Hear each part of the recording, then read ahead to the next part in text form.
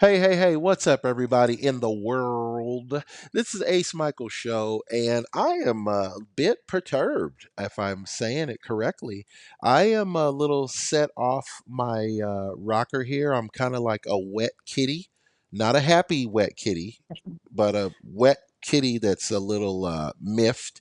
And the reason I'm miffed, okay, because I know you guys care about me and you don't want me to be upset. I appreciate that.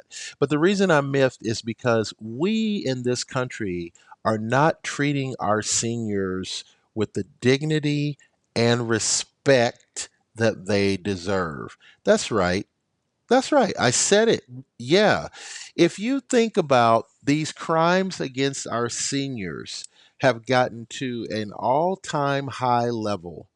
I watched a video the other day of an ICE agent totally dismantling this older man. He was standing there with a cane. They took his cane. They but forced him to the ground. And ice or no ice, I don't care if you're pro ice or neg ice. That's not the point. The point is that this was a man in his probably 80 years old. And what was he doing? He was just talking.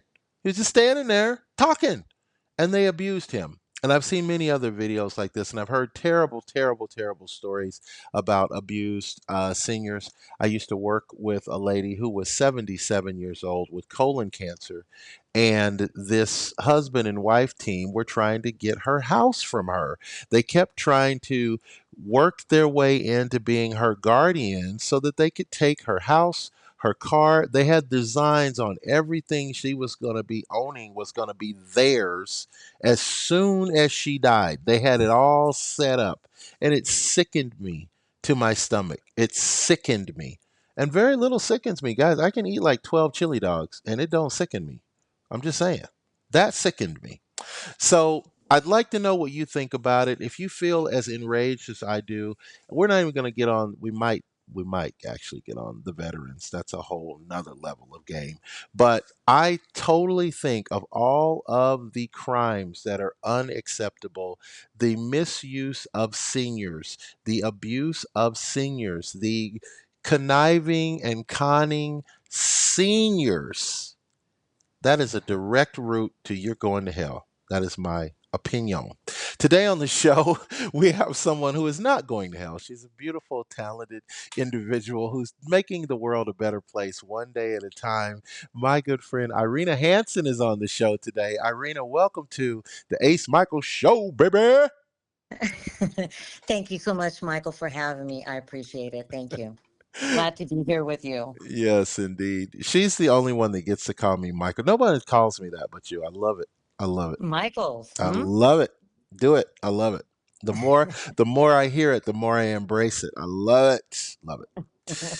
So, Irina, before we go into maybe you want to add to the topic of the day, but let's talk about you real quick because you are always doing amazing things. You did a campaign for mayorship of Las Vegas or mayorship of it was Las Vegas you were going to be It mayor was of. Las Vegas. Yeah, city of Las Vegas last year. And then now you're 2024. taking it to the level where you are actually doing a campaignship for governor of Nevada. Yeah, correct.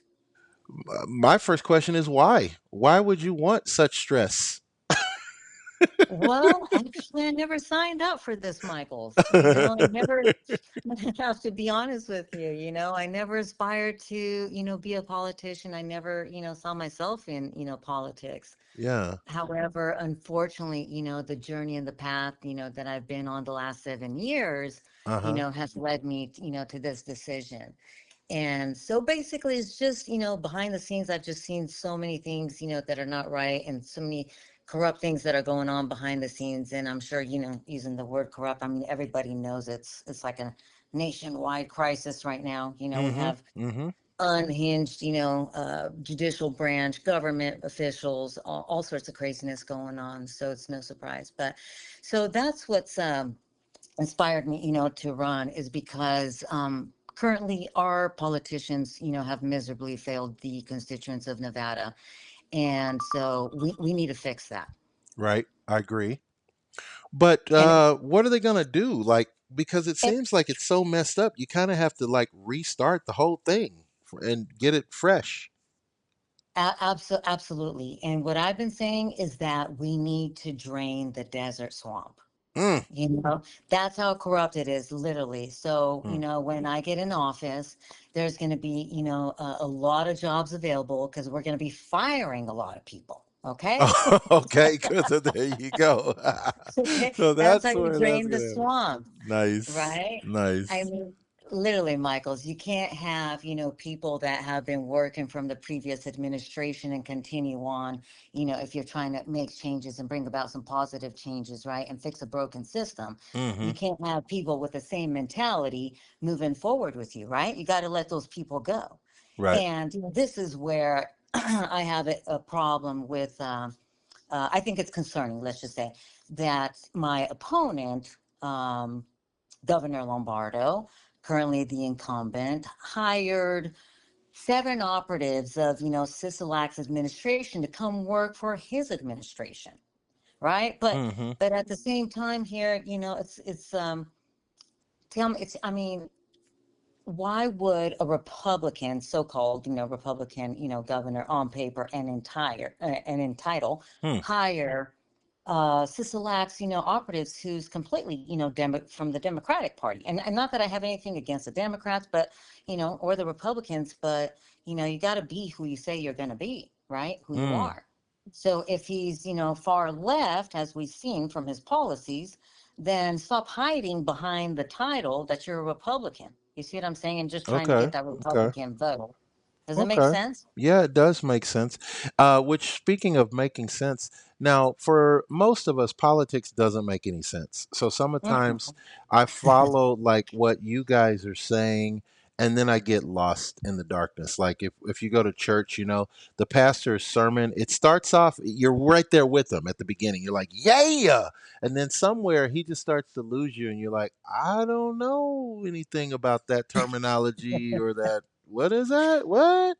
Right? Right. So I guess I want to make it clear to people like what happens in the mind of a person who is living her life, going about her day, and she decides that, you know what, I need to be part of the change that needs to happen to run this world more effectively. It seems like a whole lot had to change you and mold you to make you say that you were going to be that determined about this. Right, right. So you're asking me where the determination and the passion comes from, right? Oh, So let me go ahead and answer that, because I've lived and worked in Nevada for approximately almost 30 years, okay. and so I've been in the real estate industry for about 22 years, and in small business for about 14 years.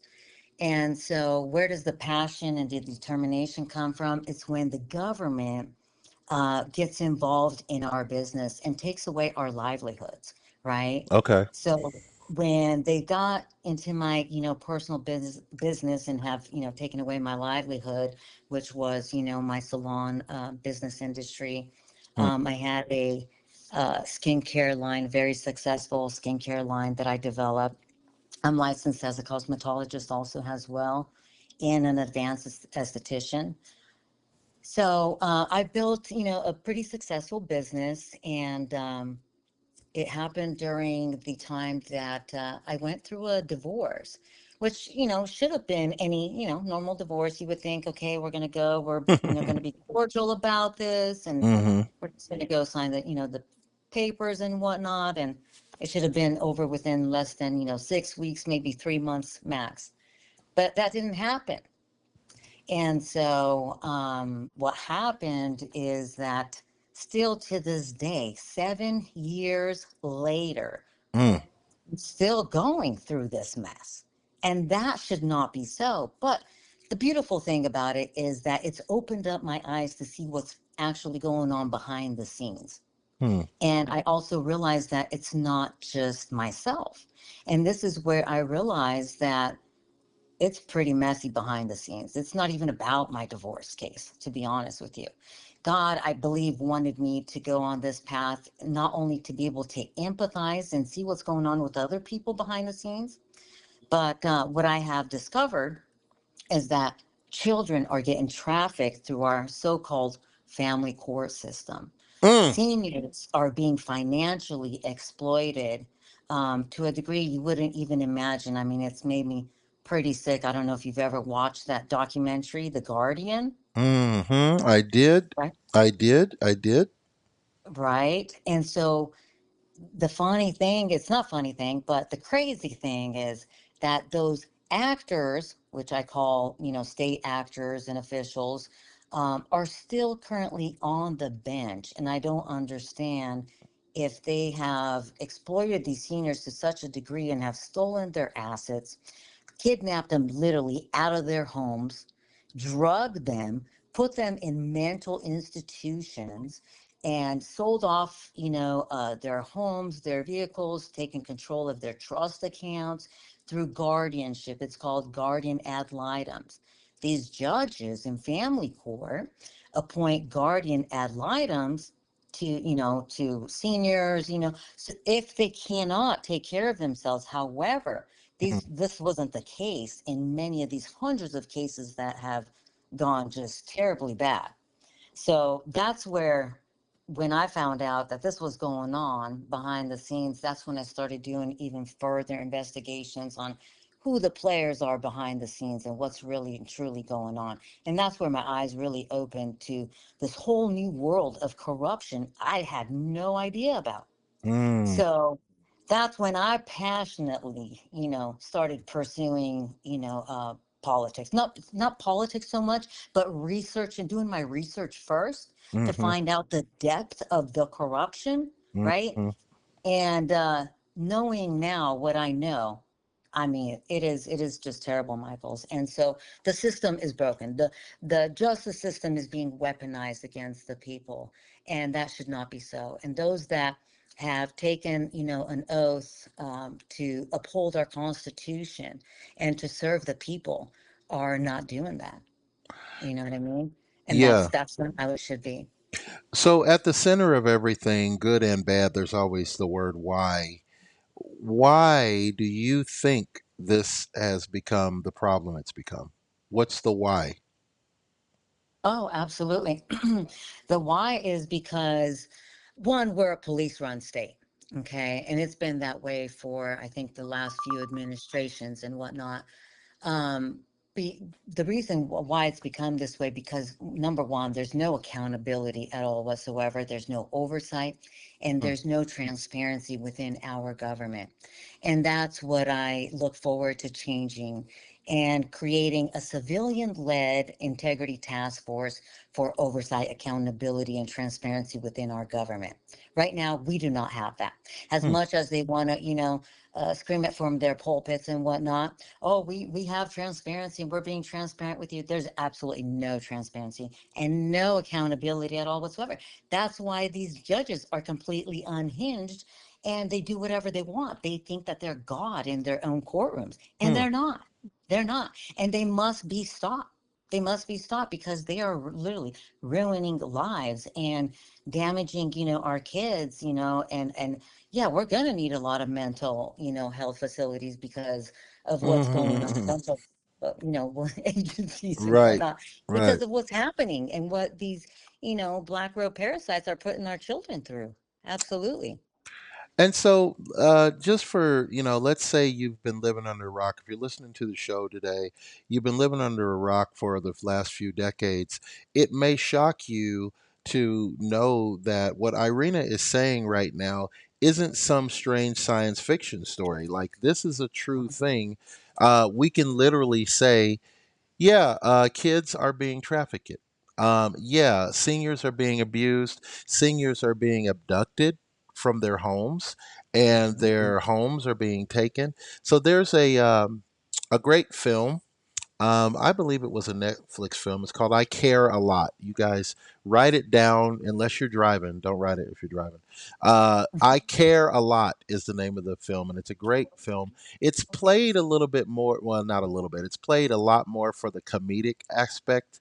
And there is no real comedic aspect, so I don't know why they made it a comedy, except that I think it was probably easier to get it through the censors to make the movie if it was a dark comedy, as opposed to the true fact of what it is it's going to bring tears to your eyes. Period. When you really think about the depth of it, it's going to bring tears to your eyes.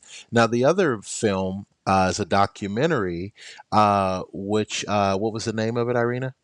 The Guardian The Guardian. Now, this is this by story. Billy Mintz. By Billy Mintz. I'm sorry to interrupt. No problem. Hey, you're we're not in class. You're fine. So this is the story that the movie I Care a Lot is based on. So the story, the documentary, is not played for laughs at all. It is definitely poignant. It's going to be a tearjerker when you watched it. I actually fell asleep watching it and had nightmares. Woke up in the middle of it, watched the rest of it, and still started crying again because Irina, you can explain it better than me. So tell everyone, like, what can we expect when we see this The Guardian film? Well, you know what? I had to watch it probably, numerous times.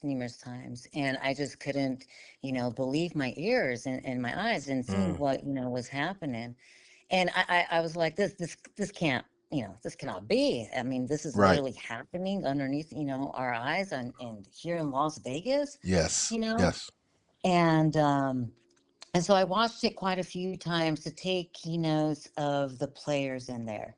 Mm, And what I have seen is that this is a racketeering scheme that's going on. right. So this isn't just a one person, the fault isn't just on the Guardian that lied. There's a lot of, state actors that have participated in this scheme, right? Mm, Because it takes judges, it takes the, police officers, it takes the DAs, it takes many people, commissioners, it takes many people that are involved in this to make this happen.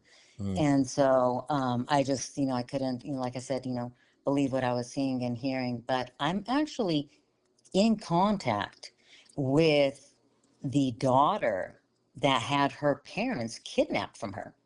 mm, mm, Yeah. mm, So this is how real it is I was like, wow, this is unbelievable. But back in 2019, when I first started watching that, I just couldn't believe it. But here I am today, and I'm in contact with her. And she said, hey, Irina, if there's anything I can do to help you with your campaign or bring this to light, to make sure that we can put a stop to this and an end to this, she's here to help us. Absolutely.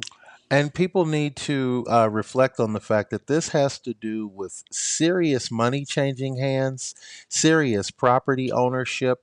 Like sometimes our seniors may own one or two houses, uh, maybe three even. And what can happen is a stranger can come into their lives, get the legal system to agree that this person, your grandmother, your great aunt, Nana, is not fit to Right. And hold they're in on to this property and that the Mhm. strange person should become the legal guardian. Now, we saw a little bitty taste of this with Britney Spears and the thing that happened with her father, and I don't think a lot of people understand. This was the exact same thing. Britney Spears' father, who had been managing her music career for years, uh, well, for whatever reason, he came in and said, "Listen, Britney's not capable of making her own decisions." And he was able to get the court system to agree, and this was in Nevada, that she could, Was it in Nevada? yeah, because he controlled all of her performances at the Planet Hollywood, and he was able to just keep booking her and booking her and booking her and agreeing to contracts where she was playing for life. She had no life outside of what he deemed she could do because he was her legal guardian. Now she fought it. There was a petition, there was a lot that went into it, and eventually she was able to get out of her guardianship. But she's one of the lucky ones. And I'm sure she was only able to get out of it. I'm sure there's a lot of money that had to exchange hands to make it happen. But this can happen to any of us. You know, most of us aren't wealthy enough to where it's going to happen to us. But if you have worked all your life and you've got this money set aside, there are people out there who, like a hawk, are watching you and waiting for that perfect opportunity to attack you and your finances. And if that opportunity happens to be when you are 82 years old, they're going to do it. And that's the world we're living in. Anyway, I kind of took over the conversation, but would you No, agree with that's what I'm saying there? Absolutely, absolutely. And they're going to take advantage of the vulnerable. If we don't stop this train wreck now, it's just going to keep going and it's going to get worse. And this is the thing, these bullies, right? Mm-hmm. The more they, believe that they're successful at what they're doing, the more encouragement and empowerment they think they have to continue to do what they've done. And that's why I'm stepping up to say enough is enough. We're putting an end to this shish kebab. You know what I mean? This nonsense. We've had enough. We've had enough, Michaels. Yeah. And so, what do we do next? Because it's not really just a voting situation. We can't just vote on an initiative that's going to make this change, right? What do we do?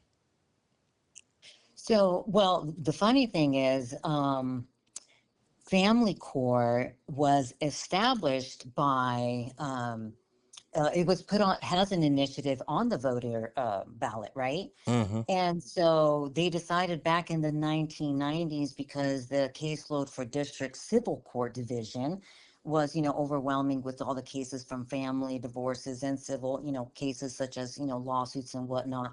So they decided back then that they were going to establish a family court system, which was the biggest mistake I think we've ever done.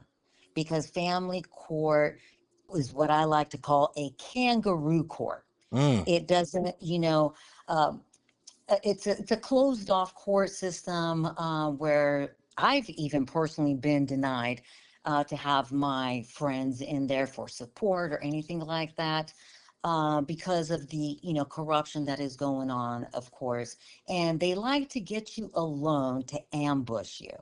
mm, But back to mentioning that family court was established back in the 1990s, specifically that they would only oversee cases pursuant to NRS 3.223, which clearly defines the parameters and the subject matters, right, that family court is able to oversee, which one of them is guardianship. So this is where we have, the crisis going on is in family court. So there are things that we can do, and we can take it back, to the voters and see, what we can do. Absolutely. mm-hmm. And I like to say that this is not a problem that's happening to them. This is a problem that's happening to us. And I can't stress that enough. If you think that this has to do with someone's socioeconomic, or if you think that this has to do with someone's geographic location or their ethnicity, you are wrong, right, Irina? This is not that. This is everybody can be affected. Everybody is affected by this. You are 100% correct, Michaels, on that, because I have, even friends that have gone through this literally, and they're doctors, they're attorneys, they're, dentists. I mean, mothers. I mean, it's just crazy. Fathers, parents, it doesn't matter. Everyone is susceptible to this corruption. Absolutely. It's just a matter of who they want to target. Hmm. Mm, mm, mm. And who do they typically target? That's probably a good question. Probably. Who do they typically target? You know what? I wouldn't say that there's um, someone who they typically target, although they do target mostly, the ones that are vulnerable, the ones that can't afford attorneys, the ones that, have, you know, um, uh, language, barriers, right? Mm-hmm. Mm-hmm. And those who can't really defend themselves. And so I want to say there's specifically like, they don't just target, men or women in particular, or, you know, seniors in this situation. When I'm talking about family court, I'm talking aside from what they're doing with the seniors, of course, through guardianship and whatnot in family court, but I'm talking just in family court in general, right? Yeah. They target, many people. I couldn't say that they target anyone specifically. I think it's just one for all, to be honest with you, Yeah, I because think, yeah, I agree with you. I think wherever they can get their hands on is where they're going to go after. Now, when I was watching the movie, the documentary movie, I noticed that the term dementia was coming up quite a bit. It seemed like the go to thing was to say, well, this person has experienced, it could be that grandma fell down. And so they had to call 911 because, she did They had the ambulance and the paramedics show up, and then they give her something to sedate her. That's when she says something out of turn, like she doesn't know some cognitive question they'll ask her. She doesn't know if Barack Obama's president or if Freddie Mercury's president. And so then they say, oh, well, she's got dementia. In steps the guardian. Who seizes the opportunity then to grab her assets legally and start basically a Taking guardianship. Is over that their right? lives. Absolutely. You couldn't be more right. Absolutely. It could be the slightest thing. And they do come in with questions like that.